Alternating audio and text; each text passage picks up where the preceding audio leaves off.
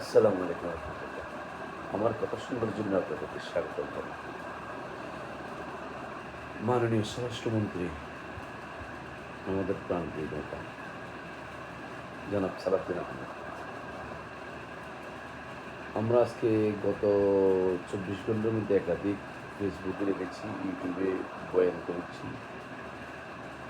X হ্যান্ডিংয়ে লিখেছি যে সন্ত্রাসীদেরকে নির্মূল করতে হবে, আইন শৃঙ্খলা পরিস্থিতি অবনতি রোধ করতে হবে এবং অবৈধ অস্ত্র উদ্ধার করতে হবে এবং গণ-অভ্যুত্থানে থানা থেকে লুট হওয়া অস্ত্রগুলো উদ্ধার করতে হবে।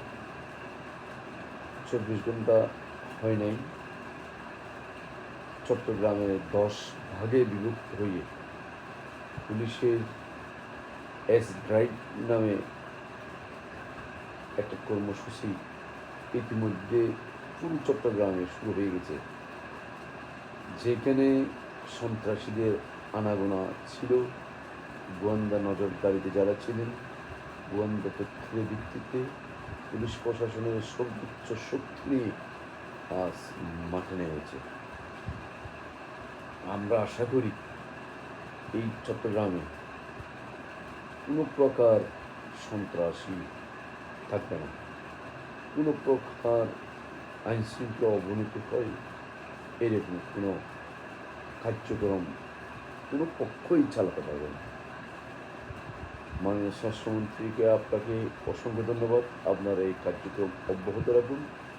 সমস্ত সন্ত্রাসী, অবৈধ অস্ত্রধারীদেরকে, অবৈধ মাদক সেবন এবং মাদক বিক্রেতাদেরকে দয়া করে গ্রেপ্তার করুন। আপনার এক্সট্রাই পুলিশের যে মিশন, সেই মিশন অব্যাহত রাখুন এবং চট্টগ্রামের মানুষ সহ সারা দেশের মানুষ যেন নির্ভয়ে জীবন যাপন করতে পারেন, চলাফেরা করতে পারেন এবং ব্যবসা বাণিজ্য করতে পারেন, সেই বিষয়টা নিশ্চয়তা আপনি দিতে পারবেন। আমরা দৃঢ়ভাবে বিশ্বাস করি আপনার নেতৃত্বে এই দেশে অবনতি ও আইন শৃঙ্খলা পরিস্থিতি পুনরুদ্ধার হবে।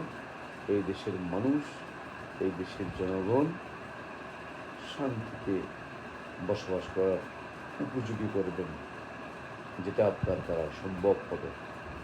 সমস্ত মাননীয় মন্ত্রী সহ সমস্ত পুলিশ প্রশাসন সহ সকলকে অভিনন্দন জানাই। আপনাদের কার্যক্রম চালিয়ে যান।